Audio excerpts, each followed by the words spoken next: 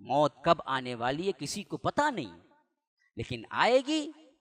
تو وہاں پر تمہارا نام و نسب نہیں چلتا ہے، تمہاری خوبصورتی نہیں چلتی ہے، تمہاری ڈگریاں نہیں چلتی ہیں، تمہارا مال نہیں چلتا ہے، تمہارا عیش و آرام نہیں چلتا ہے، تمہارا عہدہ نہیں چلتا، ایک ہی بات چلے گی، وہ ہے عمل، تمہارا ایمان۔ اس حیثیت سے تمہارے ساتھ ملک الموت فیصلہ کریں گے، سلوک کریں گے، خواہ بیٹھنے والے بازو کو دکھے یا نہ دکھے، پاس والے کو دکھے یا نہ دکھے، لیکن معاملہ یہی ہے، یاد رکھو، اچھا ہوگا تو اس کی روح اللہ بڑے آسانی کے ساتھ لے جائے گا، اور پہلے ہی مرحلے میں آسمانوں کے دروازے اس کے لیے کھول دیے جائیں گے، اور جب وہ ساتوں آسمانوں کو پار کر لے تو رب وہاں سے اعلان کرے گا، میرا یہ بندہ ہے جس کی روح کو اعلیٰ علیین میں جگا دو۔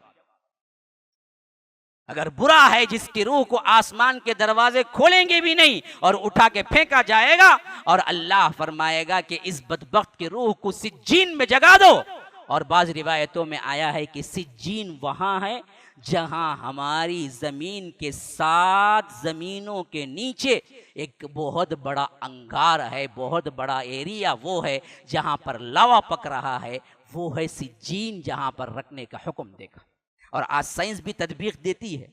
کہ اگر انتہائی یہ لیول تمام سطحی لیول زمین کے پار کریں تو ایسی ایک بہت بڑی جگہ ہے جہاں پر صرف آگ ہے، جس کی ڈگری اور جس کی حدت ہم کسی دنیا کی آگ سے مقابلہ نہیں کر سکتے ہیں۔ اور یہ بات یاد رکھیے، قرآن اس کی طرف اشارہ کرتا ہے، خالی 7 آسمان نہیں ہے، اللہ کہتا ہے وَمِنَ الْأَرْضِ مِثْلَهُنَّ، 7 زمینیں بھی ہیں،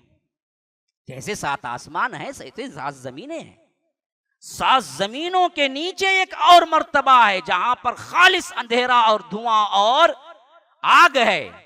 بعض مفسرین کہتے ہیں یہی ہے وہ آخری پرت جہاں پر کیا ہے، وہ سجین کا مقام ہے جہاں پر برے لوگوں کی روح کو رکھا جائے گا۔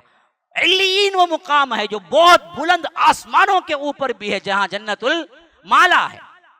جنت الماوا جس کا ذکر سورہ نجم میں بھی آیا ہے، وہاں رکھے گا بلند ترین، جہاں پر وہ اللہ تبارک و تعالیٰ کے قریب ہوں گے۔ اور یہ عرصہ کتنا ہوگا اللہ ہی کو معلوم ہے، کیونکہ قیامت قائم ہونے تک برزخ کا ایک مرحلہ ہے جو گزرنا ہی گزرنا ہے۔ تو یاد رکھو، ایسا ہی یہ الٹب زندگی گزارنے کا انداز ہمارا نہیں ہونا چاہیے میرے بھائیوں۔ بہت مراحل ہیں، ہم کو اس وقت تک فرصت نہیں ہے اور سکون نہیں ہے، جیسے بعض اسلاف کے اقوال ہیں کہ جب تک کہ ہم جنت کے دروازے پر قدم نہ رکھ دیں تب تک ہمارے لیے پریشانیاں ہیں، مصائب و آلام ہیں، ڈر ہے، بڑی مشکل ترین راستے ہیں جہاں سے گزر کے جانا ہے۔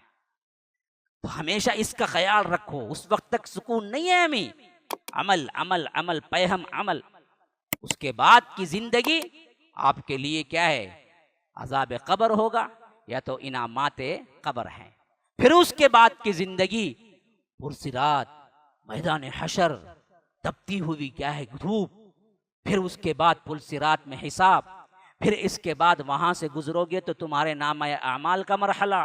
پھر اس کے بعد کئی مراحل ایسے ہیں جو محشر کے میدان میں سے گزرنا، یہاں تک کہ اللہ تبارک و تعالی جنت کے دروازے تک پہنچا دے، پھر آپ وہاں داخل ہو جائیں تو پھر وہاں سے تمہاری سکون کی زندگی نکلتی ہے، وہاں تمہاری لاپرواہی کی زندگی اور خوشی کی زندگی شروع ہوتی ہے۔ اب کوئی دھڑکا نہیں ہے، اب تو جنت تک ہم پہنچ گئے، تب تک کے لیے ایک لمبی مسافت ہے جس میں تمہارے لیے پریشانیاں ہیں، تمہارے لیے بہت کٹھن مراحل ہیں۔ اس سے روگردانی کرنا اور اس سے غافل ہونا سب سے بڑی غفلت ہے۔